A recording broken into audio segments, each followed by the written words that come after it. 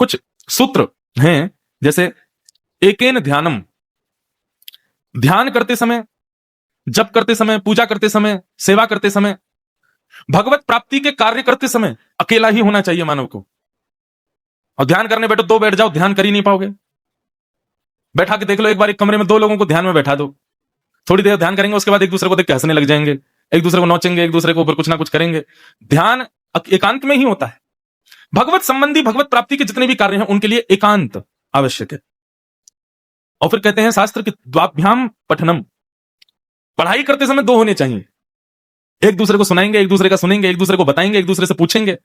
तो इसलिए पढ़ते समय दो होने चाहिए, द्वाभ्याम पठनम।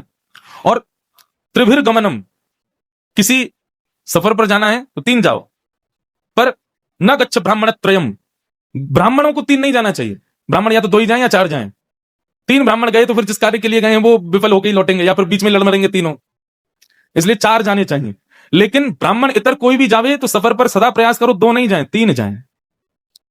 मान लो सफर पर जा रहे हैं, एक बीमार हो गया, अब दो ही लोग थे, अब एक बीमार हो गया, अब एक बचा, अब उस एक को ही सब संभालना है।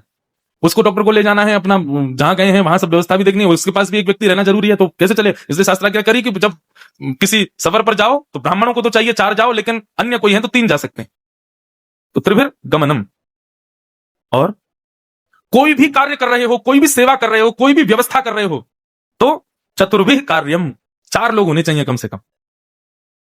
चार लोगों के इकट्ठे होने पर कार्य संभल जाता। कितना भी बड़ा कार्य हो चार लोग संभाल लेते हैं, चाहे भोजन व्यवस्था हो, चाहे मंच व्यवस्था हो। हम तो अपनी कथा के अनुसार बता रहे हैं, कोई व्यवस्था हो, चार लोग अगर हैं तो संभव है कि संभल जाए। तीन में भी थोड़ा डामाडोल रहती मामला, चार होने चाहिए। तो शास्त्र क्या करते हैं, चतुर्भिर कार्यम।